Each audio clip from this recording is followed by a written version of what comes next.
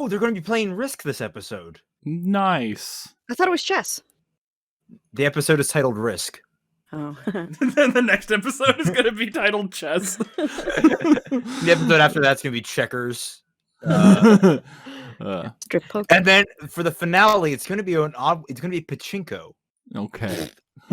That's You just see Atlas falling down. We're getting tired of these strategy-based games. I keep losing. All right. Ready to get into it? Let's do this. Oh, yeah. Hey there, everyone. Welcome back to Team Frostbite's reactions for RWBY Guten Volume Tag. 8. We are now on in the home episode stretch. 11. Last episode, we saw the aftermath of the great old big whale explosion, which is the trademark name of it now, I'm pretty sure. Yeah. I completely forgot everything about the last episode, even though we did the stream like 2 days ago. Yeah.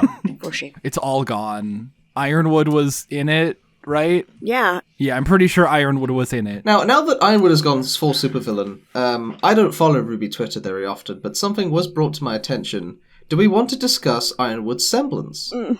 Because the show certainly doesn't. Yeah, the show Oh my god. would have you believe that he's just Insane. What? but in reality it's his semblance.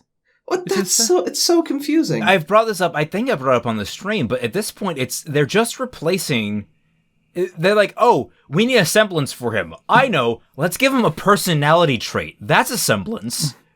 Oh, They're oh, okay, I guess that's what we're going with now. Like, when I first read it on Twitter, I thought, okay, well, this is cope, is what it is. Someone who's trying to... No, guys, really, he's not making these bad decisions. It's just his semblance. And then I Googled it. yeah. And it was real. It's real. For the audience who don't watch all the commentaries or the podcast and just watch the show, Ironwood's Semblance is officially, I think they said it in a podcast or something, Metal. right? Yes. Does Ironwood and or Watts have a semblance? If so, what is it?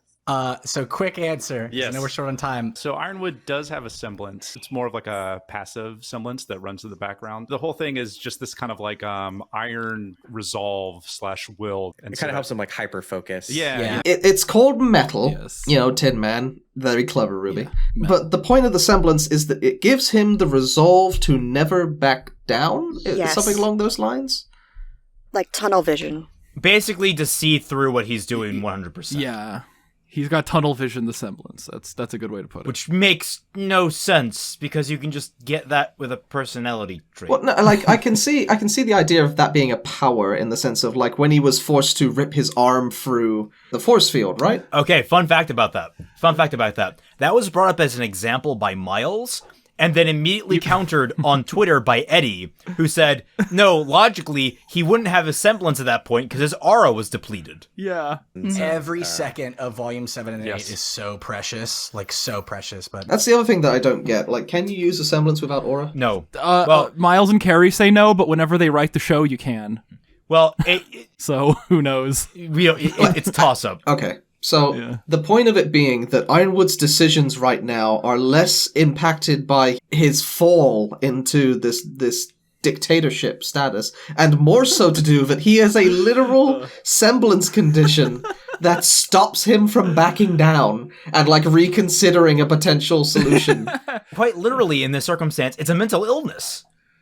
Like, when you consider what this is, it's a mental illness. He literally can't help himself. So He became an Undertale meme. yeah, literally determination. He has Just determination. determination. On that regard, I'm infuriated that the show cannot just decide between whether or not they want him to do no wrong and actually be sort of an interesting, conflicted character that is forced to continue with the path that he's taking, or if they just can't decide which way they want to have their pasta, if they want him to be a supervillain, or if it's not his fault at all because he has a semblance that forces him to do it.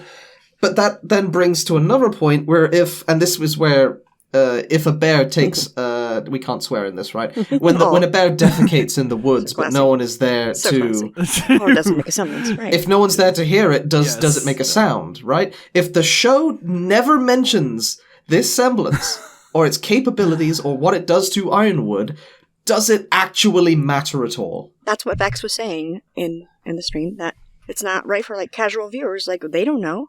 they don't know what's up, and it doesn't make sense. And I was like, oh, I hope they bring it up in the show. And then at the same time, I'm like, oh God, I hope they don't bring it up in the show. I need to raise So I the don't know obvious yet. question. I need to raise an obvious question. How many casual viewers are there of RWBY anymore? There are some. I Hi. have friends that are some. Hi, Yeah. it's me. I found out literally like 2 days ago that Semblance was a thing, and I'm part of the community somehow. Good point. Yes. You are yes. still more in the know about this stuff. You have two high-depth critics that you actively interact with every weekend to watch the show with. Like, you are more in the know than a normal casual viewer. You give yourself and Dashi way too much credit. Oh God. According to some people out there, I guess you're right. Like, if you just watch the show and nothing else related to RWBY, you're gonna have like the complete wrong idea about what's going on. Well, that's And the thing. it's- We don't know a complete right idea. As a show Yeah, as a show yeah. watcher only, Yeah. the idea that they suddenly bring in a semblance at the last minute that hasn't been mentioned up until this point, where it just sort of undermines everything that Ironwood has gone through, just because he had a semblance that... Yeah, I was saying, I said it last volume, or at least when we started talking about this volume, because I think it was between 7 and 8 that they announced what his semblance was, that it completely undercut that moment where he pulled his arm out, despite the fact that they said, oh, he didn't have it at that point. It doesn't matter, because at that point, like, the whole doubt of the Schrödinger semblance really plays a role there, where you're like, oh, was that really just him being determined, or was that his semblance making him determined? And I did not expect them to make it even worse by turning it into, like, literal the tunnel vision that turns him into a monster to destroy a freaking city. Like, The idea that I had last week where he's clear, like, I thought that Ironwood is just bluffing, he's not going to kill the people to save Mantle, but now I'm not sure. They might just say, yeah, his semblance forces him to carry through with this no matter the cost. Now, I know how to fix all this, guys. Hear me out, okay? All right, what has happened is that his medication that he normally picks up in Mantle that he can't get to anymore because he has to protect people in Atlas, he can't get to. So, like, that medicine is the Semblance Xanax, I guess. And that's why Crow has it, too. So maybe, like, that medicine is, like, so important that now that he's out, it's going to be even worse. There you go. That's it. I say that's just it. have the old shopkeep guy, he's just sitting there, like, at a counter, like, I don't know where these young sonnies are. I need to pick up That's their shopkeep. stuff. Yep, exactly. He's a Completely pharmacist oblivious as to, well. like, the hell going on outside. Avatar has cabbage guy. RWBY has drugs guy. Oh my Take a god, shot. wait, who does the shot now? It's confusing. It's a crossover. We all take shots for no reason. Okay. I'm down for that. Okay, sorry to, like, delay the intro to this. I just had to talk about that, because that blew my mind that was even a thing. No, it's more than fair to talk about because, like I said, not a lot of people know about it. Maybe I think I've given them cursed knowledge. Yeah. Maybe it was better if they didn't know. Their insight has increased, thanks to you. RWBY retcon stuff all the time. If they never mention his semblance, I'm going to assume that they have retconned it. Because that semblance is too important of a factor not to have it been brought up and not changed. Right? Yeah. So I'm assuming that they decided that was a terrible idea. Let's not do that. Yeah. I don't know. Let's make his semblance good cooking or something. Good cooking. Yeah. I think they just are banking on the the reveal that changes everything, and the clues are there if you go back and watch it, even though the clues aren't there because they messed up that one time. We just never really got it on the page, but you can actually see it happening. If they do that, I might be done with RWBY. A Targaryen alone is a terrible thing. I'm still sticking to my Xanax story. That's it. All right. Yeah. I'm ready to get started. Yeah, let's hop into this. All right, here we go, guys. 3, 2, 1, go. Upbeat music. Stop. My Stop, thing stop, froze. stop. My thing froze. Your thing froze. Come on, DLC. You're not watching it on the stream. On the- No, DLC sometimes has a thing where it buffers, and then, like, I play it to make sure it doesn't buffer, but it does it sometimes anyway. So Oh, Because VLC that, sucks. that's because you have a spinning mechanical heart. And this professionalism is provided by our Patreons over at patreon.com. We'll do that at the end. Yeah. No, we got to do it at the beginning. Everybody clicks off by the end. That's true. Okay, all right. Guys, like the video. For $1 or don't- more to any one of mine, Dashie's, or Fatman's Patreons, you get access to the Team Frostbite Discord server where I, Dashie, and Fatman are regularly active, and Brit is sometimes there. All right. Yes. Good job. Good job. Ready? But yes, remember to like the video, comment down below, and it basically feeds the algorithm. It's magic. All right, let's do this. Please work this time. 3, 2, 1, go. Okay. Cool. Okay, we're now good. it's upbeat music. I hope the editor edited that out. A wink. I'm not going to edit out the plugs for patreon.com/fatmanfalling where you can get access to the Discord. For $1? Just $1. Wow! Golly gee, fat man. So you're gonna Yeah. surprise us with what song you're gonna put in here? All right. Or No, it would have been. Guys, I would have done it already. If yeah. How does it feel to be Robin and Crow, who have had zero impact on the entire season? I mean, this is probably the same way it felt to be any of the main characters in Volume 7. I've been spoiled on like 2 images, like not like, but it's not plot relevant things. It's just like characters that I know that are in the episode. All right. Oh wait, we'll no, I and have been see. spoiled on something. I think We'll wait and see. a third thing. Fantastic. So I saw this great video that I want to shout out maybe later. A RWBY tuber who did like a top 10 character designs and then a top 10 worst character designs. And they pointed out I've seen that bouncing around my how recommendations. absolutely stupid Blake's outfit is here. Oh, It's It's the worst. It's the worst. please tell me She's that got zippers that don't do anything. Yep. please tell me that She's got thigh zippers. Please tell me he covered Carmine Escalados from the novels, who has the most. She covered none of the novel stuff. I believe Damn it's it. a she, yes. Oh wait, Ominous they music. didn't die. So the Grim did survive. All right, I guess they didn't die. The Grimm are all That's fine. better, It's- actually. I hope you live up to the title I gave you. Fox. Sheep. Fiona, I love you, but do something. What can you do? Suck all those people into your hand thing. What happens if she dies? Of course he's not going to do it. Winter's still with him. All right. You forgave her? Who cares? Yeah. Oh, just apathy. If they give me a reason, I'm gonna remove Mantle from the equation. Ooh. This is how we save Atlas. Her face. How? Let's say you bomb the city. Call this saving Atlas? What? Doing Salem's job for her? Okay. He's gonna shoot him, isn't he? Yeah. If you don't shoot I don't think he's gonna I'm shoot going to do him. it for you. If this is what gets the children to cooperate, then it's worth it. The point is, like, okay, if he bombs Mantle, what does that accomplish in the end goal? Nothing. Like, oh, you bombed Mantle, we're totally gonna work with you now, right? Yeah. I know, right? At that point, it just becomes spite. Oh, damn. Oh, don't. Oh, no. Ah, oh, that scared me. You want to call She her? just saved him, basically. Fine. Yep. I'll throw this traitor in the brig. What Oh, yeah. brig? It's gone. That's the point. She's just gonna let him go. Yeah. Genius! Oh, We're all just going to ignore the fact that he Subtitles was are doing the work. Ominous music continues. Whoever wrote the subtitles deserves a fucking Oscar. Meanwhile, the V5 ranch. Mantle is done for. Whoa, look at that guy! We saw I him want to before know. in Volume 7. I want to know their story. It's Grandpa. They have a whole World of Remnant video about him. Are you serious? He's way cooler than any of the characters in the show. Are you serious? Yeah. Oh. Uh-huh. I had to look that up. Too bad the Worlds of Remnants aren't, canon. Ah, okay, then why don't you just leave? Can we please just give each other a chance? I love that she has her guns back. I get it. Tense music. The subtitles are too good. Waits to die.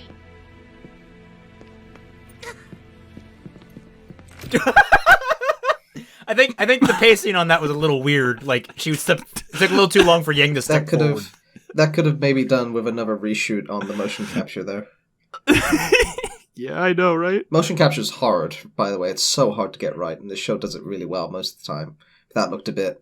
I mean, you should have seen some of the season 1 stuff. Like, I did. Just look how far they came. Good. They're not going away. Want them to stay. Just another ditzy move from Nora. Ditzy? What the It's what she thinks. Are they trying to, like, retroactively characterize Nora? Yes. No, that's... Didn't you hear the whole speech earlier in the volume? Ugh. You shut people out so you don't have to feel things that are hard. Oh, I see now. She's mad he won't get it up for her. The calling out volume. A volume of call-outs. Continue. Yeah, really. When we lost Oscar and things got difficult, I said terrible things. You said the truth. You said true things. So angry at myself. So frustrated at the writing of the show. My biggest failing was as a teammate and as a partner. Oof. Okay, Neith's acting is not helping. I think he did just fine. And feeling things that are hard. Water under the bridge. Stop. No. Stop. It's not Neith's acting that, God. that diminished this scene. Hey, he read the room. That's all that matters. How much you want to bet it's an Eddie episode? I'm a fan of that. That was good. Normally I'm like, what? But that was okay. I was the one holding us back. Not John. Not you. Me. You have one of the most useful fucking semblances in this show. You weren't... I don't know how I feel about that. What? That's not No, true. sweetie, that's Yang. You've also got massive thighs. And that's what I love about... That's why Just say it. I love you. Okay, cool. All right. When my mom ran from the Grimm and left me behind, you found me. I mean, that's a little less accurate, but okay. And if I'm ever going to find out, then I have to do it alone. Damn. Wow.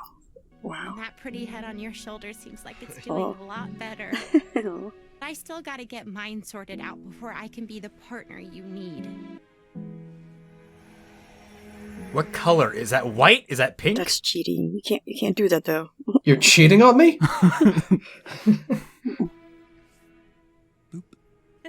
Oh. Yes. Oh my god, that's awesome. Season redeemed. That was awesome. That's awesome. That was a little point blank in the dialogue, but you know what? I'm down with that. That was nice. That was perfect. He's really gonna do it. He's gonna release that mixtape. It's gonna kill everyone. Dramatic synth music. Okay, Crow's design when it's in sword form looks so stupid. Yep. I don't know. When it's in scythe form, it looks like the coolest thing ever. He deserves this. Sexual tension. Okay, good. The sexual tension's gone. I feel like something's up with his voice actor. Clover was a lot of things. You respected him. Is this just the whole volume? Is this literally going to be it for the rest of the volume? I know exactly how you feel. Because you were the one who was fighting for what was right. Thank you, show. I needed my characters' personalities and problems expounded to me. I didn't need it, like, conveyed to me through complex character dynamics, emotions. It's characters understanding each other. It makes sense. Yeah. It's the Futurama scene all over Winter again. and Good Boy in there. It's Neo. Shink. Everything you know. That's what happened to Mom. She's like, no, Raven's fine. Salem used to kill people with silver eyes, like Maria. But she's always wanted me alive. When she met Mom, she learned she could do something new. Well, we don't know when this happens, so why are you assuming this isn't a completely new thing right now? Because of Maria. And Amity fell. I was being childish. I like this. They're not called sure things. They're called risks. Yeah. But we got Oscar back. And did a lot more that was never in the plan. Fair, you lost him in the first place, so that was just a presumption of necessity, so... Mom took a risk the day she left. And I don't think it went the way she wanted it to. She didn't go for Australia, Ruby. She should have gone for Australia. I like that. That was good. I do not want... I don't want more Filler. Ugh. It's the last 4 episodes. She needs to do something about it. Oh man. God, destroying Penny. That would be a thing. I've got her. No, you don't. I've got her. I doing some what are you work, and that's Oh, she had a glyph on the ground. I didn't see that. Self-terminate. Oh my god. Do something. Well, that's why she has her weapon. Hey. Oh, There we go. Finally using John's semblance properly. You. kill me. Kill me. Oh man, I was. Oh shit. Hell yeah. I'm here for it. I Oh can my make sure the power goes to you. Oh. Oh, that'd be so cool. Please. I'm here for it. It's just a part of you, remember? Nora, you dumb bitch. This is programming, not life advice. But if she was right. She's right there. She's not only a robot. But then let that go of her. The aura's connected to the soul part of her. So that might actually be a thing. What? Yeah.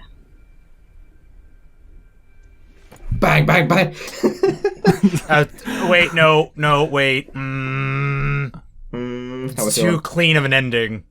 Yeah. Like, I mean, I wouldn't put it past them to have yeah, it too clean of an ending. Why would you stop, by the way? Why on God's... I would... Like a Sith. Like a Sith shooting lightning, just constantly. You've got an aura, Penny. A soul. Well, more like a fraction of a soul. Our friend. Not a machine. and then she just darts away. Are we adding Nora to this OTP? She's closed her eyes. You guys have been getting your asses kicked. Some of that. My fault, but like... You've done nothing this season. Don't start that. Don't take credit. I'm just going to be super pissed if you all finally decide to give up the moment I switch sides. That's a fair argument. Also, that look Emerald was... that look Oscar was giving Emerald, just saying, better ship than Rose Garden. Can we clarify for a second, just before we start recording again, that Emerald is the one that's meant to be based on Aladdin? Yes. But it's Neo that they decided should steal the lamp. Yep. Yeah. Okay, doesn't seem... I mean, I'm here for it. Because sure, Neo is Neo, based on a but- moth. Bringing that old meme back. I don't know what fairy tale Neo is based on, or if it's just ice Just cream. ice cream. The wonderful Seriously, fairy it's just tale. ice cream. That seriously is it. Ice cream. You scream. We all scream.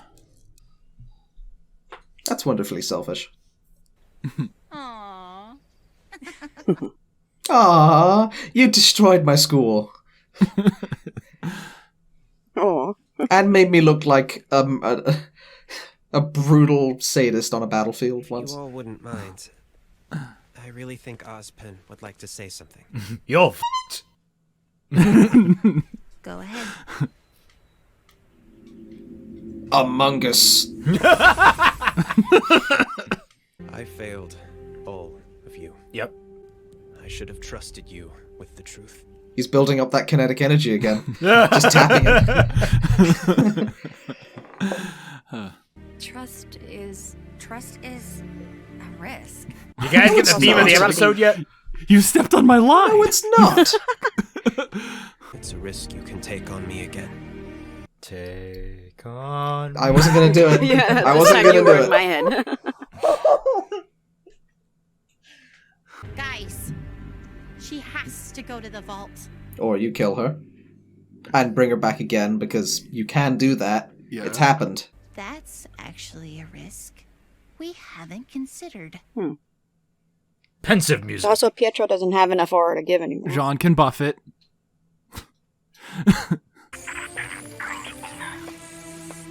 Oh. Hmm? Oh, alright. So it was Neo. No. What was that? What the? It was dramatic pointing. If the subtitle said dramatic pointing, this would be a 10 out of 10 episode. Yeah. What about with umbrella? Ooh. It'd be pretty great. Dramatic pointing with umbrella. Yeah. So let's roll it back now. So the Grim did not get vaporized like we seem to have had implied from the whale. It was just a whale that got nuked. That's good. Which makes that explosion way better, honestly. Yeah, good. It explains why Cinder wasn't also erased.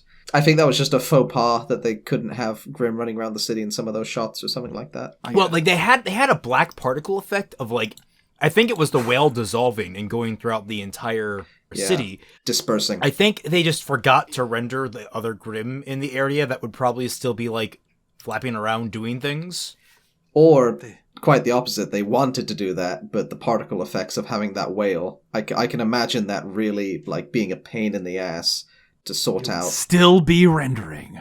Could you imagine getting the layering wrong on all of that? Well, I mean, like production-wise, like particle effects and objects getting in the way of particles are a pain in the ass. It was a distance shot. Okay, well, it doesn't matter too much. Everyone's down in the mines. The happy huntresses are useless as usual. Mm-hmm. Fiona remains cute. That is fact. We move on. We have Marrow finally voicing his dissent and getting pwned. Pwned? What? I was down with the fascism until it started affecting me personally. No, like I think you're giving like lines in RWBY too much credit. Yes, I am. No, you're just being Fatman is what you're doing. I think you're being hyperbolic with Marrow. I really like the character, just because of how like. Yeah, he was the faunus that kind of was okay with Ironwood's situation and his rule until he crossed the line that was just too far. Yeah, even what's-her-face, the tall one was like, I know, right? Like, ugh. Yeah. But, yes, I 100% expected it from Marrow first. The only one who seems on board is, like, Harriet. What? Who, it just, like, the hair. Yeah, on board with who, Ironwood? Or... Yeah, she's on board with Ironwood. Yeah. For, like, fully, like... That's what you meant, Marrow. Loyal to the end. Mm-hmm. Yeah. Yeah. This scene was actually pretty tense. I liked that it basically just led up to Ironwood almost capping Marrow in the back of the head. I did enjoy that, because at this point I'm like, alright, just Ironwood, just kill your opposition. Just kill them. Yeah. Mm-hmm. Winter coming in for the save, that's a smart move, I think. I almost became Fatman. I almost called it, like, the split second before it happened, but alright, fine, show, fine. So close. I'm glad that he wasn't killed. Yeah, no, me too. Oh my gosh. Because it's very obvious now that they're going to go down that elevator and meet up with Crow and Robin and be like, hey, yo, Ironwood's gone kind of, bonkers. We need to opt out of this situation, like, fast. You see, my problem with that is they did the reveal of, like, Robin and Crow were like, shocked when the elevator door opened. Yeah, what if it's Ironwood? RWBY! Okay, the counterpoint would be if it's somehow Maria and Pietro. Okay. Like, with their IHOP takeaway? Yeah. No, who could it be? They open the door and it's just that weird head that you find in Silent Hill 4 of like the main female lead, just the giant head with the weird eye that follows you around the room, just like this horrifying monstrosity, and they're just like, what the hell? Oh, now they got like the fear semblance. I'm glad that RWBY recognizes that the risks that she's been taking not only haven't worked, but the skin in the game, the actual what's on the table, a part of these risks are the very multiple human lives of this like country. Yeah. Like when they make a mistake with a risk, tons of people die. Hundreds of people will be killed. It's war. Yeah, but it was glad to see RWBY mature in that way. There wasn't too much to dislike in this episode. I really liked the conversation between RWBY and Yang. I actually like. There wasn't too much to. All right, fine. Well, there was like my main issues is like usually in delivery, like what they're trying to convey. I like. What they have their issues with trying to convey. There was nothing new in this episode to dislike. Right. All of this stuff has been done before in earlier episodes this season and done better. Okay, one thing I can say, I am so sick. I just remembered, I'm so sick of people telling each other how they feel. You can't just have your characters announce how they feel. That makes me feel angry. Can we just move on, guys? Please. No, they can't. They don't. They lack that ability. How many people in this show have a degree in psychology at this rate? It's not okay. It's not like a degree in psychology just to tell people how they feel. Come on. Right. I can't hold the double standard of these characters don't know each other, and also the fact that there shouldn't be conversations about how they feel about the current situation. No. This is say like Robin telling Crow how he feels, despite the fact that Crow and Robin have had like a combined screen time of like 5 minutes at this rate. What she said to him makes sense, though. They've been in there, like, talking to each other about the past and stuff, and it makes sense. It's just like, hey, I know how you feel. It's not like, you're feeling this. Have they been talking? In prison, yeah. I'm trying to think. I mean, this is like the logical conclusion of the I made a deal with the darkness scene. I guess. Yeah, I get that. know. Like, it's a purely a sense... Oh, God, what was I going to say? She didn't say anything that she wouldn't know about. It's not like she walked in there and said, listen, your bad luck semblance that you got from Raven, your sister who you hate. No, she talked about things that contextually she knows about. She talked about the Aesop's leader, and she talked about what happened in prison, what they discussed. Maybe I'm sick of characters just not having a backbone about that kind of thing, because even in real life, if someone's even on the money, characters are typically pretty stubborn about that kind of stuff. So it's like, I would feel like Crow would still argue back, like, yeah, so maybe what? So what if this is personal? I want to go do it. I'm going to go do it. Yeah. My point, I guess, like, I really, the part that I didn't like, and I kind of agree with, when Robin goes, what if there was a better way? She doesn't offer one, explain or mention what her... Okay, cool, if you have a plan, say it.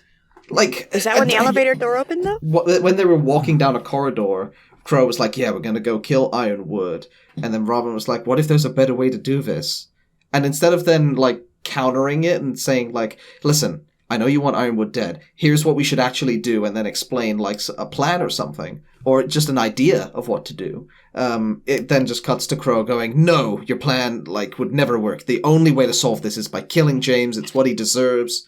It's what needs to happen. Well, maybe that's Raymond's part where he was like, I want him to be like, no, let's go. Maybe that was where that was. Yeah, I still feel like at this point, like, Crow being like, what, define better way? Like, why not remove this guy from everything, from all of our problems right now? And that helps us, like, put us in a position of actually being able to control the situation, as opposed to having this lunatic who wants to blow up a city in charge. Like I need to remind people, Ironwood is planning to blow up a city. Why is killing him not an option on the table? Why is it suddenly, there needs to be a better way? The man's a lunatic! I think, well, by better way, I can't assume that she means we're just going to let Ironwood remain in charge after all this. It's, again, just not explaining her alternative and saying, hey, I understand that's a pretty decent plan. What if we try and do this instead? I think this might work out better. I know. I guess that's hard to write for. I don't know, with the context of the scene. I get it. It's big. Okay, you know what this is? They actually have a plan in mind, but they want to do the, like, maybe there's a better way, and then they just kind of trail off, and then they'll show the better way and feel like they're super clever about it. But, like, it's really annoying because that's not how characters really dialogue. Well, I have to interrupt you. I have to. Vex is ready. All right. Vex, are you here? I am. Okay, hello. Hello. Again, might be a better way. Just kill Ironwood. That's the best way we have right now. The point, like, the way that she phrased that, like, it sounds like she had an alternative plan, and then proceeded to not, like, discuss, like, why her alternative plan would be a better plan. Yes. Like, maybe the plan is to steal the bomb. That's what I'm thinking. They're going to steal the bomb and they're going to use it on Atlas or something like that. Yeah, they said, what? Not if we get there first or something like that. There might be a better way than killing the guy who's going to drop the bomb. We'll kill the bomb. Well, I mean, I guess she has a point. Not that she would know this, but if they kill Ironwood, it's just going to be Harriet that drops the bomb. Man, Harriet's even less of a threat than Ironwood. I mean, she's super fast, and if it just takes hitting a button... Oh, man. I guess. I could see that happening. Like, yeah, Crow takes out Ironwood, and then someone who's just loyal to him... Oh, that would be a way for Harriet to go out. Like, she goes literally on a suicide run, where, like, she super jets to, like, press the button at the very end to try and get it on the back of the bomb, like the gun, like, what's that classic movie? It's the like with the cowboy hat. Dr. Strangelove and How I Learned to Stop. Man, I didn't think it sounded like that. I think it was just like, maybe there's another way, and maybe means maybe. Yeah, we'll see. Vexed, anything? Just confused. The other way would have been RWBY saying, hey, Ironwood, Penny's in Mantle. Boom, plan over. You can't blow her up. That's that true. Been the other way. He's going to drop a bomb on Penny. Just kill her. The whole thing is to get Penny. If you call his bluff and say, all right, go ahead, blow it up, but Penny's there, he's nothing he can do then. He's been disarmed. But of course, in order they can't do that, could have some other story they want to go with it. So no one mentions that at all. No one brings it up at all. Yeah, they could literally just sit there like perpetually knocking Penny out. Because apparently you can knock out a robot. I don't know how that works. Off switch. The floor is strong enough. You can knock out a computer.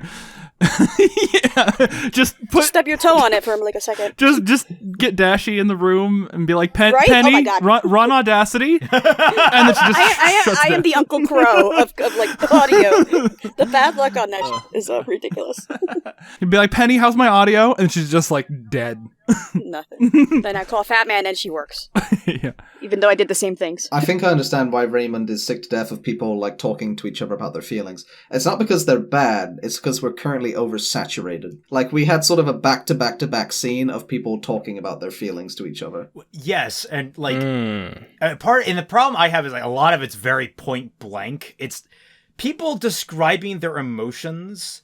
It's much more difficult to really eloquate your emotions to someone, and like they're being very accurate. They're being incredibly accurate with their language. That's not how people convey things. I mean, I barely know how I feel about this episode. I don't know how to convey it. Am I angry? Am I sad? Am I happy? I don't know. It's a weird combination of them, and I can't properly eloquate that. No, it's only one thing, and it's represented by a color, and Ren knows what it is. Yeah, we'll have to see what your petals are in the video. We'll see. Yeah. They're yellow. Yeah. But anyway. This is some. I do like, by the way, that they're not telling the audience what each color means. Yeah, what was that, like pale rose? they leave you to they leave you to just kind of figure out and associate what they are. Which is cool. I actually like that. Well, every time I see Ren's Semblance, I'm like, all right, he's looking at it. Okay. I never actually paid attention to the color or like try to analyze what's going on. I just say, all right, there's the petals. Yeah, I want him to see somebody and like see their colors, and then I want him to like pull out a little like piece of paper and like write down like stuff, and it's got like X's and arrows and like what does this color mean? Exactly. So it looks like Nora is keeping her scars, which is good. That's I cool. Like that. That's cool. Yeah, if they faded, I would have been. I genuinely thought that for a moment they were gonna like call off the whole Renora thing. But I did like what you said. Yeah, I don't know who Just Nora is on her own. Yes, I really like that scene because we also confirm that her biggest issue with Ren is that he calls it quits when things get hard. You know, and so she's really, really sick of his erectile dysfunction. Just like Blake. I was gonna say, how are you friends with Blake? Yeah, exactly. That's her whole thing. She ain't trying to fuck Blake. That we know of. I'm still hoping Ren gets killed off by the end of this volume. I don't think that Ren quits when things get difficult, though. He just had different thoughts on like what they should do. Like he sided with Ironwood for like the first couple of episodes this season. Was there another time where he seemed to quit besides that one time? No. Nope. I can't think of one. Which time? Maybe I'm just being where dumb. He just sided with Ironwood. Was that quitting? No.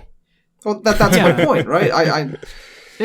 I'm not quite sure where that I could just be wrong and remembering something. I'm pretty confident at this point, like, because like when she said, I'm like, that does not ring true in the slightest about Ren. I'm pretty sure they're inventing character bits for Ren right now. So Miles, did you write the Nora and Blake scene? I think he probably did, because if you notice that damn John moment when he like awkwardly left, I'm like, oh my god, that's totally Miles. I thought that was Eddie. Yeah, that's true. Who wrote the episode? But then when we look at the writers for this show, let me see. It was Miles, Eddie, and Kirsty. Okay, well then it could have been either one of them. It was three, and it really did feel like all of them. Yeah. Like, I could feel their hand. I could tell that Carrie was the only one who didn't touch this episode. And then you wonder why you get blocked here and there. Hell, I don't understand you guys. I mean, apparently not. Again, I wouldn't remember who had the most like genial conversation with Eddie? Yeah, classy conversation. Yeah, that you're jealous of. Hey, I can think someone's bad at writing, and I could still. Yeah, that's not a reason to block somebody. I could still think they know more about the thing they wrote. The way they were talking, there was no way that should have been blocked. They were both super classy. I said, and Raymond's all salty about it. I am salty about it. Okay, look, Eddie came out hot at me, all right? That's yeah, he really did. That was not cool, man. That was not cool. Yeah, like that was unnecessary. Anyway, this episode. I liked the Yang and RWBY scene. I feel like these scenes, all these like interpersonal scenes really did need to be spaced out because like just throughout the entire volume it's been like call out, and in this episode it's like call out. Like, oh my god, guys, slow down. Yeah. I don't think so. The call out, it's more of just a self-realization. True, I guess that's RWBY more Yang accurate thing. for RWBY and Yang. Like, my favorite part of that scene is when Yang like goes in to do the routine of like, yeah, I'm gonna go try and cheer someone up, and then just raising the possibility. Yang tries to stop and says, "Yeah, don't think about that." I said, "No, I'm going to think about it. That's probably what happened to Mom." Yeah, and it was their best moment together in a while. That was my favorite scene. Yeah, but this is something they should have been doing for a while now, but we got it now. Okay. I don't know where RWBY's conclusion that it's definitely what happened to their mom came from, but I can see that just being an emotional statement of like that's like she's like, no, that's totally what happened. Worst case scenario. Yeah, you always jump to the worst case scenario when you're spiraling. But like she also kind of like clarifies that like it only started with their mom. Like that's where things changed, and I'm like, that's not really like. Yeah, that was interesting. Yeah, she made a leap there, but I'm fine with it. But yeah, she definitely took a leap there. Like, I mean, it's a fair assumption to do so because like she used to kill him, and she's assuming there's like a gap. Said. There's like no gap between Maria and then her mom. Okay, that's what I'm saying. That's what I'm saying. Yeah. I don't think she says specifically only her. She's like, but like, what if didn't she say until she met something around the time she met? Probably she said that. Yeah. All right. Well, she said that. Sure. All right. But it was still a good moment. It's still a good scene. What do we think of Penny just screaming to kill me? That because I thought that was awesome. Oh my god, that hit. That was a little like, oof. Oh, man, it was emotional for me. Hold on, wait. This is Fat Man from the future, and I just realized that a major plot point this volume is that Penny can self-terminate, and it's even referenced in this scene. Like, it's the line that she says before "kill me." So, like, why does she need RWBY to kill her? What? Ah! The problem is, it's undercut because she died before, and we have no one actually talking about it. Like, seriously, if it were more along the lines of like, oh yeah, I was dead, here's what it was like for me, here's all the different experiences, like I actually felt like I was dead for a period of time, or maybe I don't remember, or all those kinds of things, like, then like her actively asking to die would have like a different level of weight to it. But they know Pietro can't give her any more aura. They don't know that. And I guess it's only his aura she's supposed to get. Yes, yes, they do. He told them. Here's my problem with this episode, potentially. The one thing I think that should be talked about when it comes to talking about people's feelings would be the character that just said, yeah, I am better off dead to you guys right now. I will make sure that you get the maiden power with the silver eyes. You'll be nigh unstoppable to Grimm. I am just a liability. You must kill me before I hurt you. Yeah. But the problem is that after Jean fixes the situation, it's just everyone smiles. Wait, and Ozpin gives a speech and Emerald smiles. It was temporary, though. Did they ever confirm how exactly Freya transferred the powers to Penny? No. Like, I was going to say, like, if Penny... Do they need to? I'm saying, if Penny could just do that and give the powers to RWBY, then Penny flies to the vault and is just sitting there trying to open the door in perpetuity. Well, that's what dying is. You don't give the powers to someone without killing them. Did they confirm that? Like the transference of power happens at death, and I think the only time that goes against that, I think, was the Maiden Machine back at in season 3. Maiden Machine broke. But then, she died anyway. Point being, the whole transferal of power thing happens when they die. Yeah. And it's like the last face they see or something. Last female face, because... Last person they think about. Well, I mean, at least this time, RWBY's body is intact, and so they can just go in, clean out her programming, insert new soul bit from Pietro, who then just is sitting there drooling because he's become an invalid from having no soul. No, Jean buffs him. Oh, right. Why is nobody they're like, Jean, buff her aura. Oh wait, you can do that. I forgot. Yeah, it's all. Sean Buff can't buffer a lot. He can't do much. He does little spurts here and there for different people, and he can't. Yeah, I both hate and like the use of John's semblance here because like it was really sudden. It was just like, John, use your semblance, and it's like, oh, that worked, I guess. How? Like I mean, that's the part that made sense to me. Like, just because of how... Yeah, how is it sudden? Because the semblance is... not the semblance. The aura is connected to the soul, and the soul is currently the thing fighting back against the programming in Penny. I get that. It's just like... How exactly is the soul fighting back against the tech? It just if I know, it seems to be.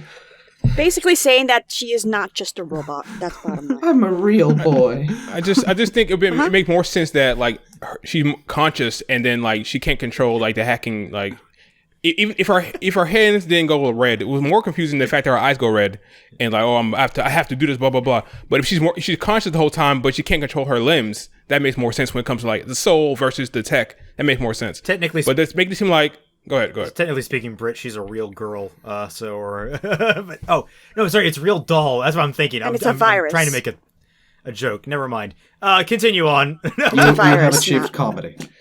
But yeah, I feel like that would have been the more important thing to talk about because, and like that's the thing. Ren would have been the character to say, "Hang on a minute, she does have a point there. It's terrible to think about, but like."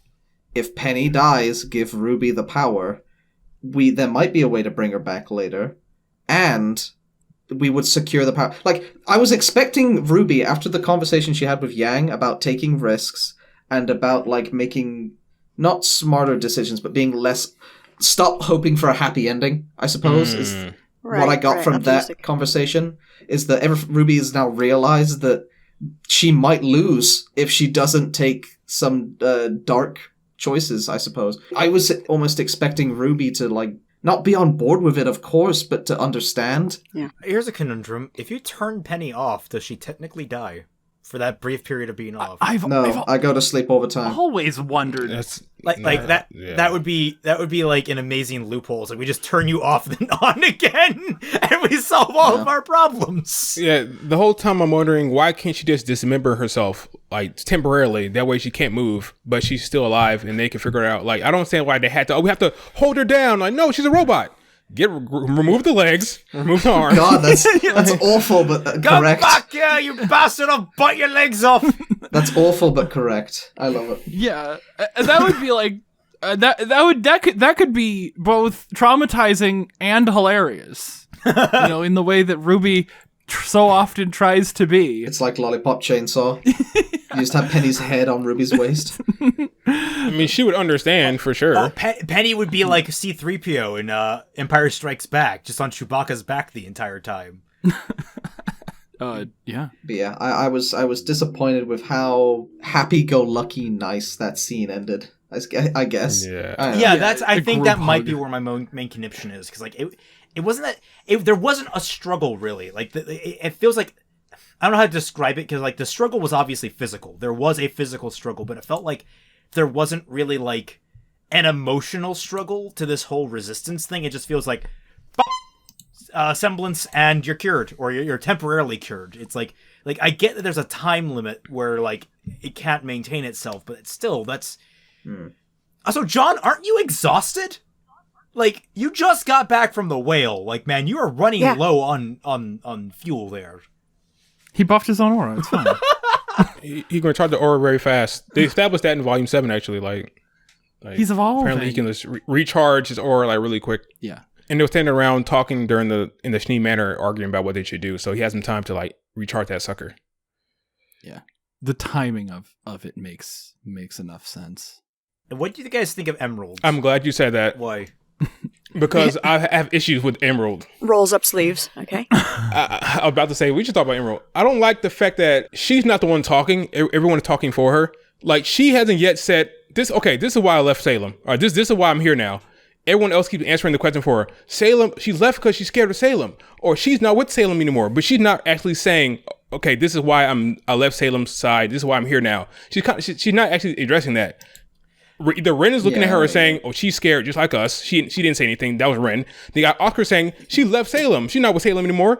But they're not letting her say, this is why Miss Cinder herself, this is why I left. No, this is why I'm with you guys now. She hasn't really said that herself or what her reasoning was. They keep answering the question for her. I'm like, why? Just let her say it. They missed an opportunity for her to be super sassy and like put her hand on her hip and be like, do you guys always speak for other people's emotions? And like kind of lampshade everything that's been going on this entire volume. That would have been great. Like, can I please explain myself in my own words? Like, that would be very nice, guys. And then somebody says, actions speak louder than words. And then all the characters just break into laughter. and then the Curb Your Enthusiasm theme plays. Speaking of Curb Your Enthusiasm, Neo. Let's not talk about Neo. Let's not. But everyone is Neo according to Britt. Well, everyone was Neo until Neo came back. If we're gonna talk about Neo, we're gonna. And I was 100% right by that. Yeah. The whale is still Neo. Neo is dead. Long live Neo. You joke. I was right. We've never seen Neo and the whale in the same place. All right, guys. So we obviously know that Elm is against everything, but she didn't speak up. It was Marrow. How are they going to go against Ironwood? What's like the first thing that comes to mind? Crushing Ironwood's head between those thighs. Like that watermelon. Damn. How are things gonna go down? I think one of them's gonna die, right? I don't think it's gonna be Marrow, of all people. I mean, that her one quirk is like she roots herself to the ground and is like a bulwark. Mm-hmm. I would expect her to root herself down and stand in between Ironwood and his goal. Oh, nice. Okay. I could see that working. Literally in the doorway, and he's trying to get around her. Like, no, let me through. Well, I'm imagining Star Wars. Like, literally, we're in the Death Star right now, and she has to like throw him overboard or something, or throw him over the rail like Darth Sidious or whatever. Mm. Or maybe she's holding him, got him from behind, and then root herself. Yeah. All right. I think Vex brought up a good point though, with how just move Penny to the bomb site. Yeah. Yeah. Problem solved. I think Ironwood also, like, he's depending on the programming, although he's also not depending on the programming. Yeah, because he's just his loyal and trustworthy ally Watts has never done him wrong. Not once. Not once. Yeah. It was brought up before, Britt, that Watts didn't betray Ironwood because he's doing everything that Ironwood wanted. What do you think? Perhaps. Okay, should we move on to questions? Yeah, we should move on to questions to discuss. All right. Okay, I'm not here, I guess. Oh, sorry. Jeez, no, I asked because that's what we said in the reaction, yes, but then people started bringing up, like, he didn't. Yeah, no, he didn't. Betray. He didn't betray. And, like, Ironwood assumes he betrayed, but, like, Ironwood also doesn't realize that Penny literally could have been knocked out from a fall from atmosphere, so, like, Ironwood's an idiot. That's just what it kind of boils down to at this point. Yeah, he's just cuckoo. Yeah. All right, questions? Questions. Sure. Remember that for $1 more to the Patreons, you get access to the Team Frostbite Discord server, blah, blah, blah. We've already been through that spiel. But you can ask questions when we do our reactions. That's basically what I'm trying to get to. Blade Charge asks, do you think RWBY will actually learn from this episode about being a team leader? Also, I think they forgot who helped kill Penny the first time. Good point. Yeah. Kill me and hi, Emerald's like, Emerald rolls up her sleeves. Stand back, I'm a professional at this. It's like why am I seeing swords all of a sudden? I mean, this should make you want to kill her, right? It's like, right? Yeah. That's like the thing, right? You're gonna kill her now, right? I mean, if they actually invested in Penny, it would be interesting to see how she interacts with Emerald now and like how she would address Emerald. But they're kind of going to skip right over that. I mean, to be fair, they didn't know the extent of Emerald's involvement in that scheme. They just knew that she was present and kind of squinting. And I guess because like, did Pyrrha ever tell anyone? Oh, hey, I true. saw a bunch of like floating swords that like scared the crap out of me. Like, no, she didn't. Like, they don't know that what was going on there. There's no. All RWBY knew is that Emerald wasn't supposed to be there. They should know because Yang was affected by Emerald during her fight. So it stands to reason that she would do some nonsense during Pyrrha's fight as well. Yang should be the one that has a more interesting interaction, honestly. Yang should be like, yeah, bitch, you got me disqualified. And be like, really? Sure. Now of all times? That's really petty. And you helped Satan, but... But more importantly, I could have won that tournament, you bitch. I'm really cheesed about that match. No, you don't understand. I'm hot and conflicted. But do you think that RWBY actually learned from this episode about being a team leader? The show will tell us that she did. Bingo. The show will fail to show us that she did. Most likely. Yeah. Yeah. I honestly, the fact that we had that scene with Penny, and Penny was like, kill me, please, I'll make sure it goes to you. The fact that RWBY doesn't even consider that, if that makes sense. Or I don't know, I didn't get the idea that she even considered it. Seems that we just reverted to, no, it'll turn out okay if we just use the power of friendship and John's aura to overwrite your programming. Yeah. Literally, like, fight the darkness Kingdom Hearts level shit. That's an insult to Kingdom Hearts. They deserve to be insulted. Oh! I'll be curious to see how the plan goes for their, like, obviously she has some kind of idea to, like, trick Ironwood. I'd be curious to see if she's like, all right, what do you guys think? Because maybe I shouldn't lead this one. So you guys come with the idea, and we can roll with it. Or we'll see if she takes charge again. It's like, all right, this is what we do, guys. You're going to do this. You're going to do that. And I'm going to do this. All right, let's go. Right? We'll see. We'll see how that goes. Yeah, we need a get your shit done episode. Definitely. It looks like it's going to be intercepted by the bad guys because they got they jacked into the phone call. Yeah. Nick the Brit asks, do you think that Winter and Marrow were the people that came up in the elevator? I am about 98% sure Yes. it was them. I would be flabbergasted if it wasn't. I mean, where's Pietro and Maria? It's Torchwick. It's Torchwick, guys. He's back. Oh no! It's just straight up Salem. Just Salem, just like waltz Dude, out. if it was Salem, that'd be so cool. Yeah, I would be actually really down if it was Salem. It's Pyrrha. It's Neo. Okay, let's go. The thought that crossed my mind is it was just like an orderly wheeling out Clover's body. It's like, oh man! Like, I want to see that now. Where is Pietro and Maria? It's Zombie Clover. Yeah. Okay. You did this to me. Also, can I just say, I love how they got rid of those two characters by literally just shooting them into orbit. Yeah, are they still in orbit? They're at IHOP. How are they getting down? He's a wheelchair. Yeah, it's like it's better than the way they got rid of them in Volume 7, which was just like By not having them there. Nah. Anywhere. Yeah. Did they ever have the opportunity to evacuate people from Mantle to the Amity Coliseum? I mean, I guess technically, but why didn't they try that? Didn't somebody say it would be too heavy? Didn't somebody say it would be too heavy or something? Yeah, Oh, it was I missed too that. heavy already. Anyway, Okay, fair enough. yeah, I would be shocked if it wasn't Winter or Marrow. Yeah, That's what it is. Yep. Aizenaki009 asks, did this episode just feel like unearned emotional resolution and overly talky setup? yes. Yeah. Don't get them started. It was definitely overly talky. Definitely overly talky. There was only Especially considering the rest of the season and how they did like the same stuff but better 3 times already.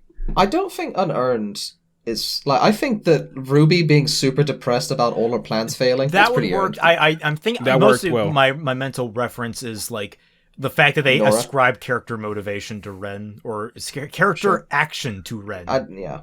Aside from the boop at the very end, which was 100% That was earned. amazing. That was Best part of the season. The conversation was a bit weird. I do like Nora kind of like taking that whole I'm not an actual character yet full force. She's, I'm Ren and Nora. yeah, like I like that. I don't know where they're going to go with it. Like, what is Nora going to do now? Like, they kind of have to be together during this, and is she going to learn like to play cards or something like that? No, we need Ren's death. That way she can really figure out her own self, you know? Damn. Kill off Ren. They're gonna do they're gonna do like the Pyrrha and John thing, except they're gonna do it like the other way. Is Endgame? Is it going to be Endgame John Nora? That's going to be Endgame John Nora. Got it.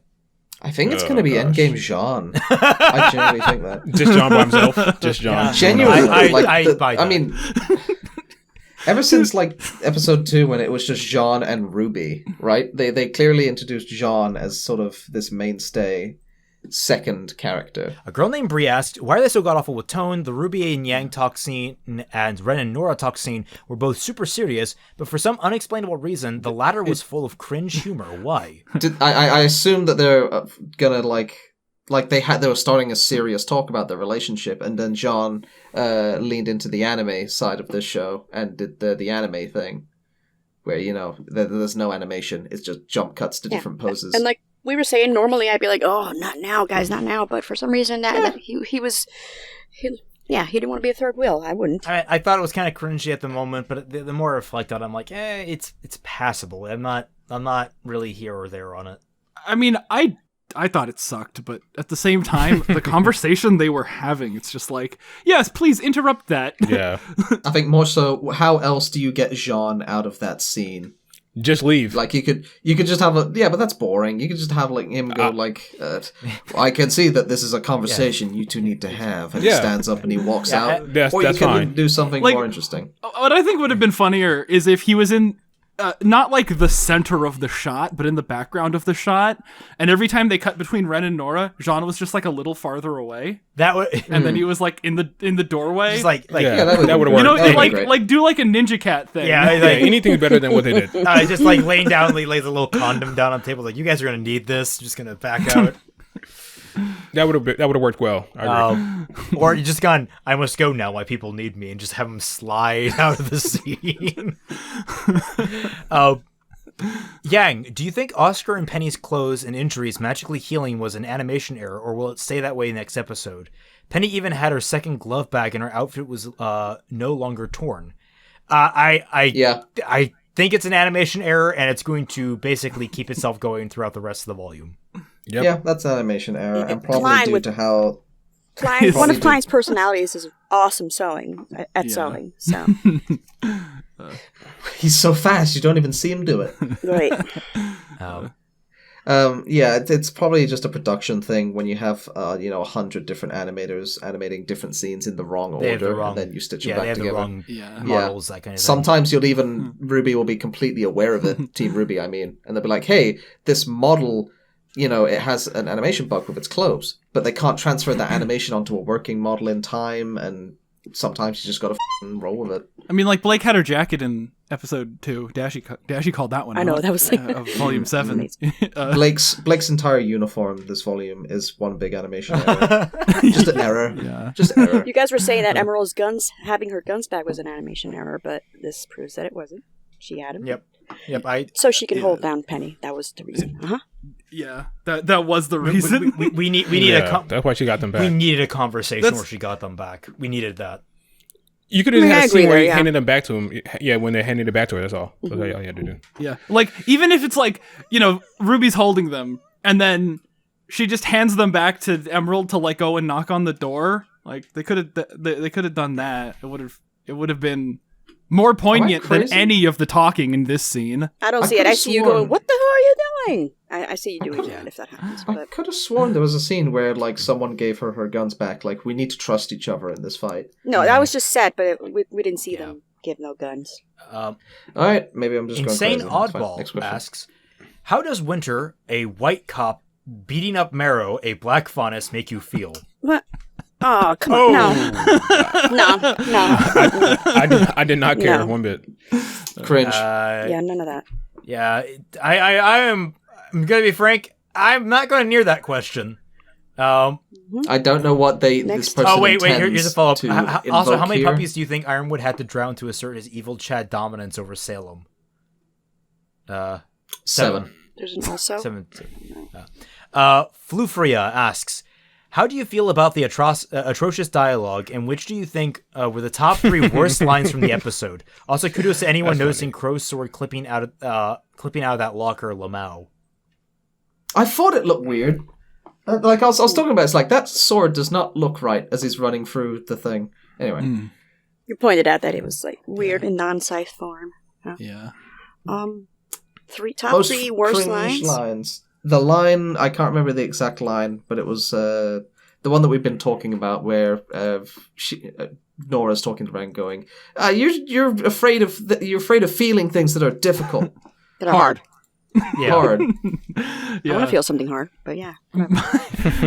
I mean, my worst line in that episode is when Dora's like, "When my mother abandoned me." It's Oh like, God, I forgot. You want to fucking... They gave Nora more backstory just out of the blue. Like, what? Like, what? I mean, what was that entire scene in, like... Was that like a different person? No, it makes sense. She It makes was sense. abandoned. She somehow sense. wound up at a town, which you would think the mother would have also gotten to if she was running from the Grim. Like, how did Nora survive the Grim? If she was abandoned to the Grim? Like, she was a kid. The mom was a meat shield? I guess maybe they I chased thought- after her and, like, left the child behind. I thought the dialogue during trying to convince Penny to fight the darkness inside her, that she's a real soul, I thought that was pretty cringe. Yeah, this entire episode, like, if I had one complaint about this episode, I mean, even, like, the scenes themselves could be fine, but damn, did I think the dialogue was just so blunt force trauma on so many things. So. Do you have a bad line, Dex? I'll have to rewatch the episode. I agree with what's been said, pretty much. Yeah. Okay. Not All That Evil asks, do you think they're ever going to actually mention Ironwood's semblance in the show, or is it just a secret for hardcore fans? No. I hope I know. we've talked about this at the beginning of this episode. We did. But I hope they do not, because I would never have seen the show shoot itself in the foot more than bring it up this late into the game. Just have like someone turn to the camera and go like, his semblance is metal. It makes him determined to do things. Just like Speedwagon shows up. Yeah.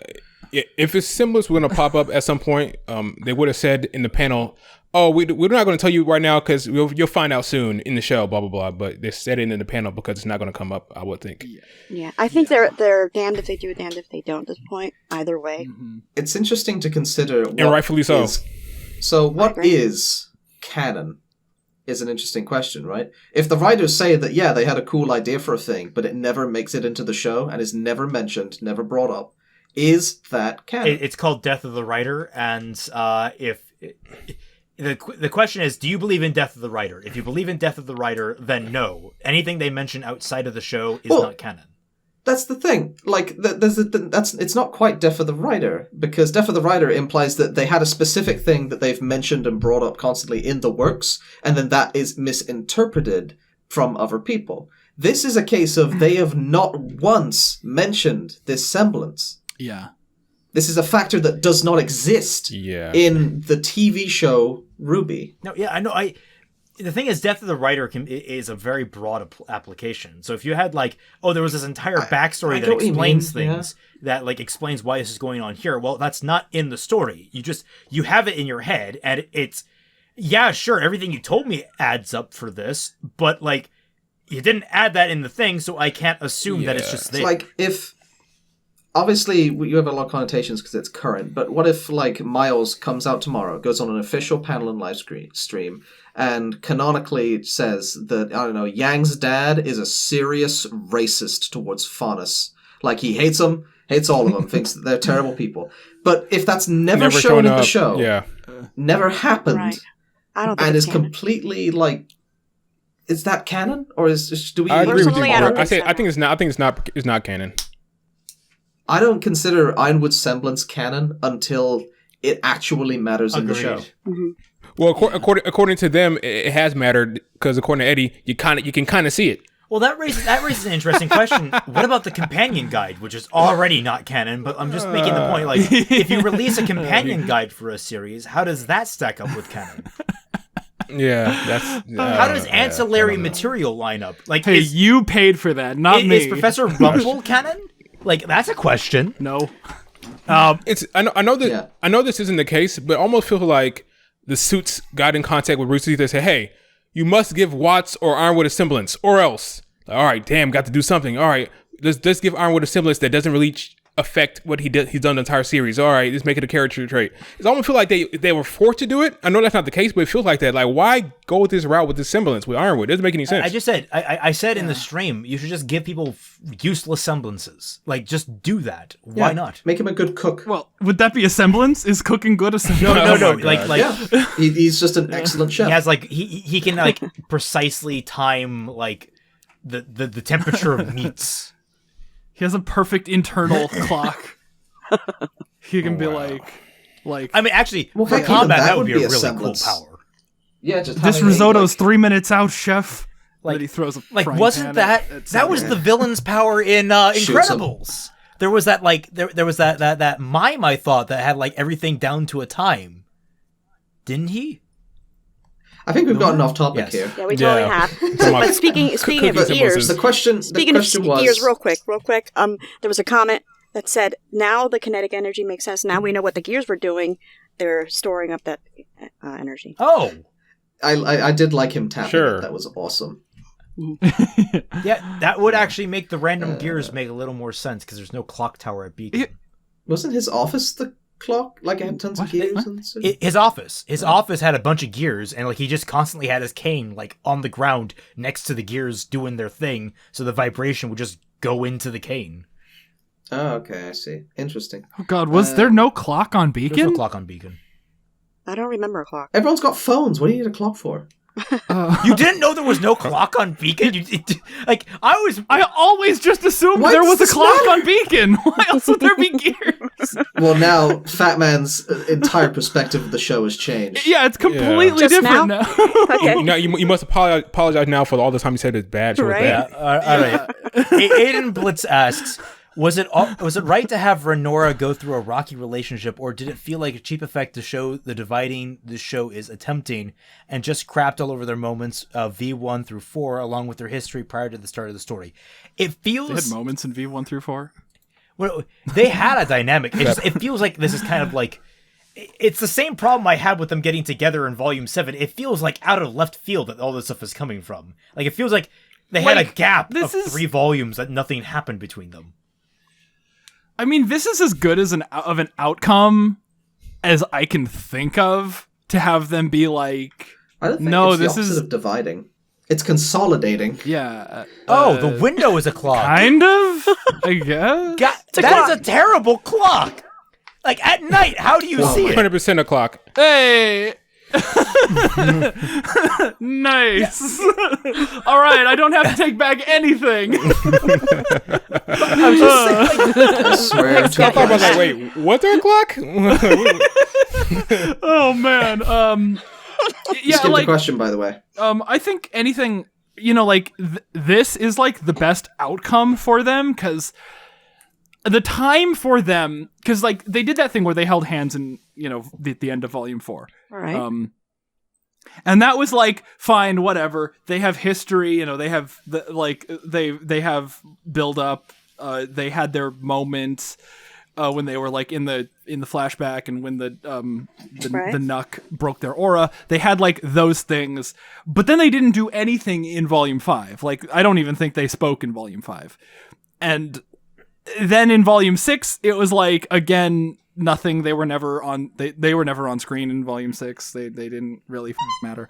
But then in Volume 7, they make out, and it was like okay, that was like a weird extrapolation of all of like the tension that was like never shown.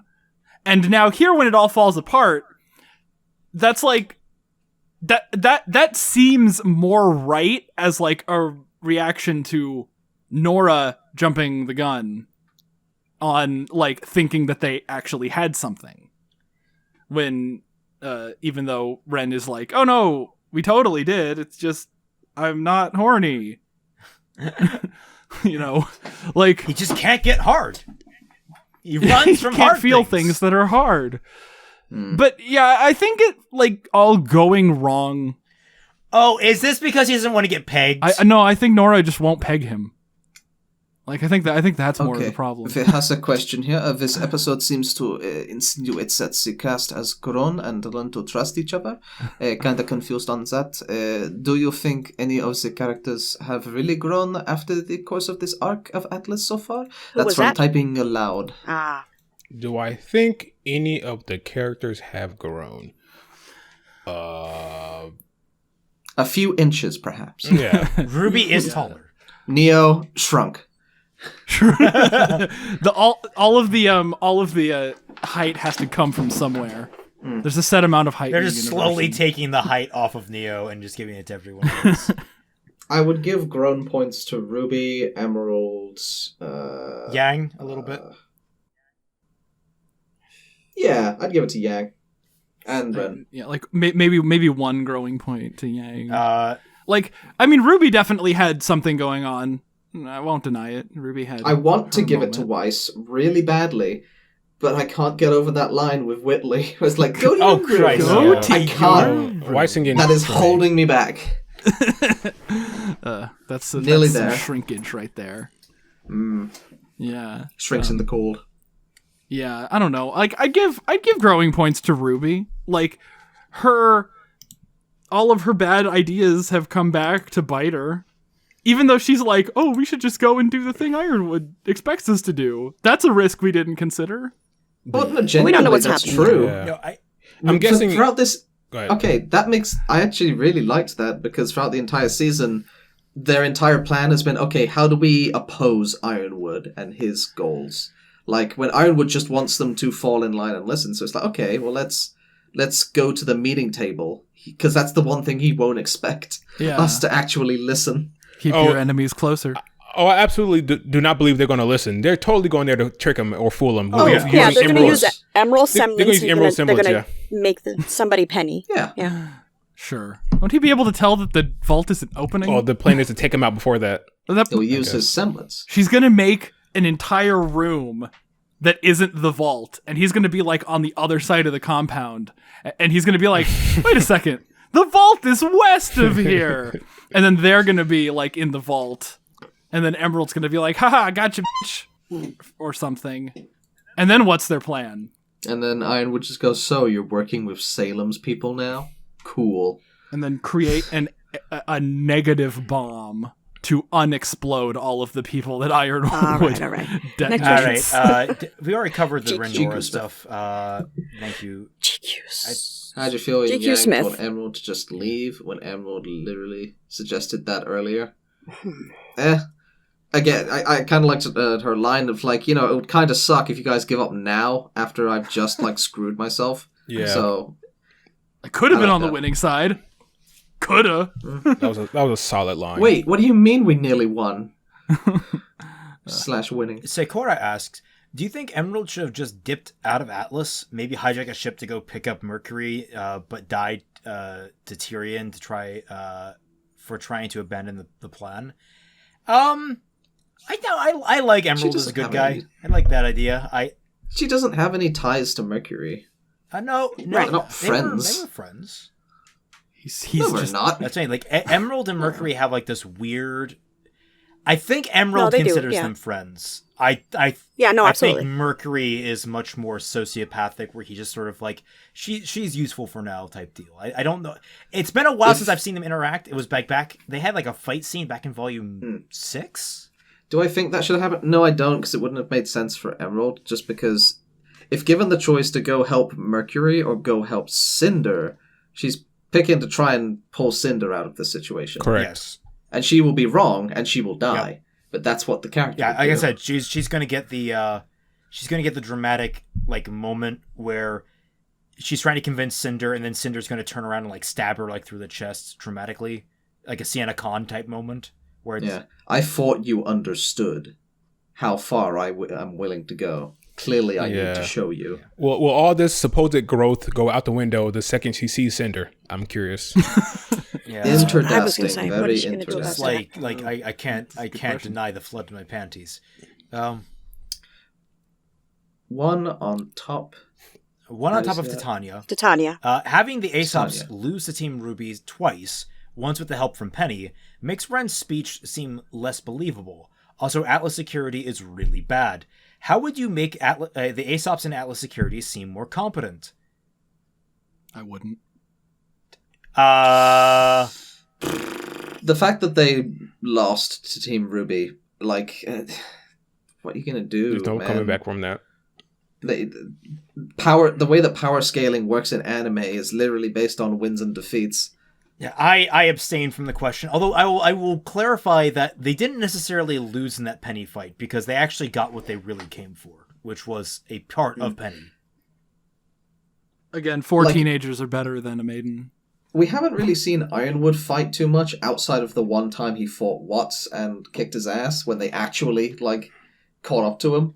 If they made Ironwood, an actual beast on the battlefield, he alone raises the threat scale of the Aesops that could take on Team RWBY and Penny, then that would be cool. That would be threatening, I suppose. Loonigoon asks, question, Emerald has sickle blades at the end of her chains. Considering Penny had no or extremely low aura, shouldn't those using those be forcibly pull her down have cut her arms off? Maybe. It's magic. It clearly didn't. Oh my god, so Penny just showing up to the what we vault got. armless and just plonking her head against the door trying to open Ironwood it. says, come in, but you must be unarmed. Oh my god. Yes, but actually... Mark Savina asks, are any of the Aesops... But wait, hold on. Going back to that, what does it mean for Penny to be dead? If she can break her aura, and she's what's the difference between Penny getting her robot parts removed and Penny's aura breaking? What's the actual distinction there? If she can get got by Emerald's claws and or her scythes and sickles, but what's the thing that makes her dead? What? I see what you're saying. Yeah. To quote a much better show, have you heard of the ship of Theseus? Exactly. That's ship of Theseus. I don't know, because she died. Well, she quote unquote died in Volume 3 because she got split in half. But what about that killed her? My biggest issue is that they just haven't really addressed Penny's death. They have Penny just show back up. They give 1 or 2 throwaway lines. They never have anyone actually sit down and talk to Penny or Pietro about what it was like for Penny to be dead. Realistically, though, if that happened this episode, you would have complained that there was too much talking about I would have complained that it was a freaking volume and a half too late. True. Yeah, they could have had that conversation in Chapter 5 of Volume 7 instead of having Ruby and Penny have that small talk. Could have had that in Chapter 1 of Volume 7. Sure. Everybody's just embarrassed that they thought Penny was dead. So they don't. So they're ignoring it completely. Yeah. Yeah. Exactly. Yeah. They're like, ooh. It would have been cool if Volume 7 started, but because this is a new part of that soul, Penny has no idea who Ruby is or was. That would have been much better. That would have worked. They talked about that as a possibility in the commentary. Take a shot. But they said they didn't have time for that shit. Apparently, that's what they said. They had to put all of the other stuff that totally actually happened in Volume 7 into the show. All of the pointless events that happened, they needed to be in there. Yeah. Jesus Christ. Oh, Volume 7. Jeez. Oh, yes. Can we all just take a moment and be like, I'm glad Volume 8 is better than Volume 7? Yeah. Loonigoon asks, question Emerald Lux Infinita asks, are any of the Aesops going to change their tune after seeing Ironwood almost execute one of their own without a second thought? We explained Ashbarian, what we thought was going to happen. Everyone but her. Do you think RWBY will have John simply amplify Emerald's aura to trick Ironwood into thinking Emerald is Penny in the vault? Possibly. We said that too. No. Seems logical. Yeah, I think it's going to be the other way. I think he's going to trick Ironwood into thinking a different room is the vault while they steal the relic. That's a lot more work for her. Well, that's why you have Emerald. That's why you have John Amper. She tricked Salem. She's fine. All right. Yeah. Alpha Omega Beta Sin asks, how do you guys feel about V8 and Before the Dawn doing the same? Main character hijacks a big TV and talks to normal people about their feelings and stuff. They're hack writers and are reusing plot points. Oh, there you have it. Yeah. Before the Dawn, what's that? I know, right? The book. No. You see, I'm very stupid. I generally don't know what Before the Dawn is. It's a book. It's the second book. Yeah. Okay. Let's say they say it's You can view it on my Again, channel. I did an entire read-through with Molly Rhymaster. I like the diversity we have here. You guys got critics, smart people. I just watch the show. I don't know these Well, people. you're an I don't animator. read. Like, you can comment on animation things. You got for critics, smart people, and Dashy. So. And Fat Man. No. Well, Dashy's the spot of positivity. Pepper. Okay. Do you think that the Renora breakup is a little too late? Like a lot of that's happening in this volume and last. I'm personally glad to see them separating and taking a break to figure themselves out, but part of me can't help but wish this happened in Volume 4, Volume 5, when the stakes weren't as high and it could be focused on. It's not really a breakup, is it? It's not a breakup. It's a... No, I don't think really. They're taking a break. That doesn't make any sense to me. They understand that they love each other, but they do need time apart in order to figure out who Just Nora is. Yeah. And who Just Ren is, I Just suppose. Monica. Well, I have a solution to that problem. Kill Ren. Oh my god. You're really on this. Jesus. You really don't like Ren. They want to platonically plow. The way they're building to it, it might be either Ren or Nora dies. My money would be on Nora because the show is a fashion of killing redheads. True, but it'd be really, people be really pissed off if they did all this stuff with Nora. I need to figure out who I am without you, and then they kill her off. I am dead. That's going to be like her final realization as a self-sacrifice thing. I figured out who I am. I'm someone who saves people. I stand in the way of danger. Now she got these badass scars, and then now you kill her off. Come on. What was her line in episode 4? Pika, strong and hit Pikachu. Strong and hit stuff. Yeah. Be strong and hit stuff. That was chapter 3. Yeah. So, Toskos asks, with all the issues that the writers been to be addressing as of late, like RWBY's plans and optimism, do you think that the show is starting to get a bit too lampshady? Thanks to Mr. Falling for the hookup this week. What? Oh, you're welcome. I'd agree purely out of that last scene, how he had the thing with RWBY, which was super cool. And then when Penny says, yeah, I'll kill myself and give you the power, I'm only going to be a hindrance with this hacking thing, and it's only a temporary solution that you can heal me. And then RWBY just doesn't even consider it. Yeah, I would say that it is getting a little too lampshady.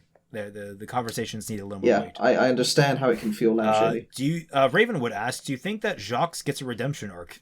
Has anyone cared about Jacques? Oh, Jacques is going to be in the elevator. Oh. Wow. Oh my god, that we didn't consider Jacques because basically no one cares about Jacques. We basically forgot about him. Yeah. Oh god. I don't know. See, you see, they mentioned in the commentary that Jacques' semblance is actually anti-bomb diffuser. He just EOD. And he does it with his mustache. Yeah.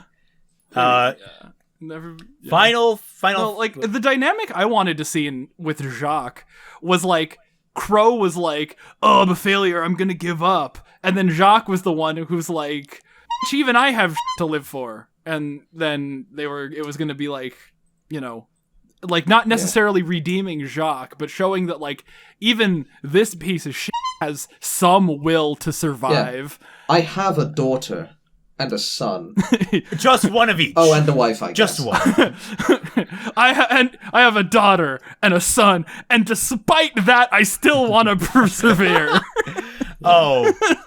All right, so... Jacques, you have 2 daughters. Last 6 questions here.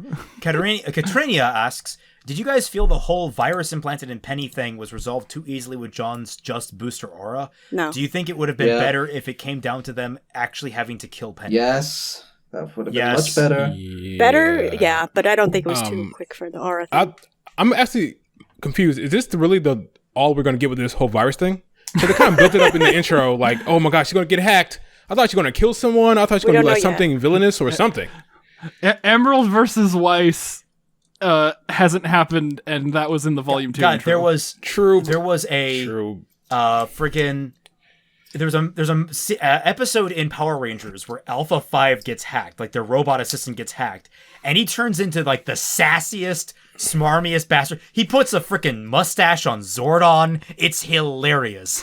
And so I'm like, we need that with Penny. We need like hacked Penny to be like this, acrid and biting personality where she's like just pointing out everyone's failings. She needs to be like one of the Deadites in frickin' The Evil Dead 2, where they're just constantly mocking and tormenting the other characters. We need that Penny, damn it.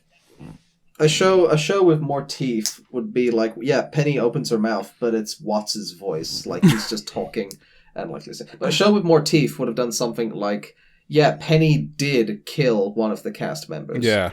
Mm-hmm. And it's at that, like, because then that would force RWBY to consider the fact that keeping Penny around is very dangerous. Or maim them, at least maim someone. Come on. What is Penny being hacked actually done to hurt the party? Nothing. She just wants to leave. That's why I'm confused. Like, why not make it a bigger deal if you're going to hack a beloved character? Why not? She is defeated by locking her up in the basement with chains. It's weird. I Know Nothing asks, do you have any thoughts on the possibility of John, Ren, and Nora leaving or at least becoming more background characters after this volume? I can only hope. I don't want John to become a background character. Yeah, I mean, wasn't... Just because you share a haircut. He needs a new haircut. God, yeah, just go bold at this point, man. Save yourself. Yeah. Didn't somebody say something about, like, Ren and Nora staying in Mantle to protect it and everybody else going to Vacuo to do the plot? Didn't one of us say that? I mean, I said that about Mistral, so, like... Oh, right. Yeah. Anyway, that's our extensive thoughts on that. Scott Wolf 14 asks, is this the lowest point thus far? Because writing wise, it's the most unstable I've witnessed. Moments sure, but it ends up removing any value the past had. Look, when you're expositing about entire character traits that we've never actually seen, there is a problem. They also did the whole like, oh, you're different again, except it was Ozpin this time. I wouldn't say it's the lowest. But it's definitely, it was not a solid episode. This was a really uneven episode in many ways. Yeah, I thought it was okay. Okay. But as okay as okay can be. But yeah, now I'm looking at it again, I'm like, yeah, they should have broken it up, a lot of the talk with usually what they do is you have like, all right, you have a interaction between two characters that when they're talking to each other, then you have like a action scene or some kind of action, someone's on the move, then you go back to another interaction, then maybe go back to usually there's back and forth. This is just straight conversation. And if it all lands, then great, but if it doesn't, it's going to feel like it just feels unmemorable. Poor episode. I mean, that leads right into the next question, which is Zeppelin asks, how many speeches do you think there are in this episode? But my low ball is 7. There's quite a few. Like what, like monologues? Yeah, there's a couple. There's a lot of monologues in this episode. A lot of soapboxes for sure. Yeah, there's Marrow and Ironwood, and then Ruby on Yang. I think 7 would be just about right. Then Ozpin, a little bit. Dining room. There's the dining room, and then there is Renora. Then Ruby runs out. Then you have Renora. Yeah. Then you have Ren. Then you have Crow and Robin, and you have Robin has a little bit of a speech to Crow, right? Robin speaks to Crow. Ruby and Yang after that, yeah, and then Penny's whole "Save Me," yeah, and then if you count Ozpin showing up and giving that spiel, that's number 7. Yeah, his little in cap speech, yeah. Yeah, if you count that as a different speech, which I do. Well, 7. Emerald's little speech. Emerald had a little speech where like, oh, you guys. Don't tell me you decided to give up the minute I switched sides. Like, well, if you count the the Emerald speech and the Ozpin speech as 2 different ones, then it's 8. Yeah. You know, actually, there's quite a few lines of dialogue in this episode. Fair. Yeah. You see. Okay, so next, second to last. Perry Doritos asks, do you believe moments like the haha funny anime comedy moment ruins moments like Renora scene? We've already been over this. Yeah, no. Maxwell Media Inc., the final question. Ruining that moment is different from being bad. Like, I think you can do comedic breaks very well. Yeah, it was bad comedy. I just think that, like, that was... Yeah, I rolled my eyes That hard. wasn't good. Maxwell Media Inc. asked our last question, which is, do you feel like it was time for the kids to finally forgive Ozpin, or should it have been waited out longer? I don't care. Yeah. Yeah. I mean, if we're being real, like, the moment that they decided to lie to Ironwood like a season ago, like, to help him, like, they wanted to hide information from him so that he didn't learn the truth of the situation. That's the moment where they should like, oh, shit, I get what Ozpin was doing now. Yeah, Maybe we should talk to him again. Yeah, exactly. Correct. Yeah. So I waited too long. I think it should have been done, like, last season. Yeah. It's like, oh, we can't trust Ozpin. Okay, what do? The thing Ozpin wanted us to do. And it's like, they never didn't trust Ozpin. That was just writing malarkey.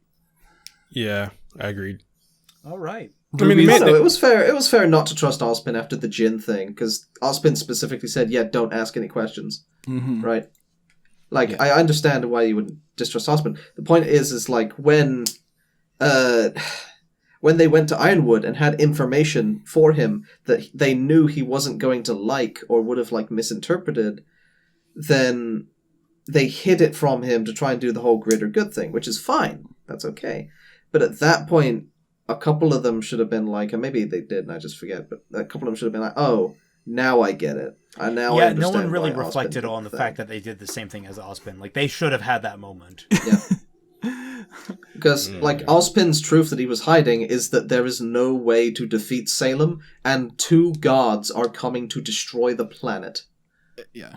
Funny enough, I think Oscar was the only person that actually called out RWBY back in Volume 7. She's like, lying to Ironwood, isn't that what we were bitching to Ozpin about? But then it cut away. Wasn't there crow singing in episode 4? Also in episode 4, she brings it up. She says, am I just like Ozpin? He's like, no, you're doing great, kid. So, yeah, I know. So it's like they're kind of like, oh no, it's okay when you do it. Yeah. It's like, it's like, you have silver eyes. You're the protagonist. Yeah. This is the part where, like, reflecting on that should have been the part where, like, Crow really saw her as an adult and actually would, like, talk to her like, look, I don't have the answers type deal. Like, I think that was kind of part of what they were trying to convey with that.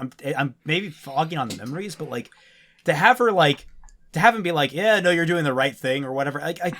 He straight up said there's a difference between what she did and Ozpin did. She said, no, did you say you're trusting others until they can prove themselves? That's what he said. Yeah. Like, what? Christ, that makes it worse. You're gonna make Ironwood prove himself. It's like, like you're making it's so stupid. I hated it. Oh God! Yeah, no, don't remind me of Volume 7. That was an Eddie special. I just brought up that Volume 8 was better than Volume 7. Can we not go back and remind ourselves? All right, let's not remind ourselves that RWBY exists. Let's write this off. Thank you all so much for watching. I hope you had fun. Special thanks to Vexed for joining us at the end of this. Thanks for joining us. No problem.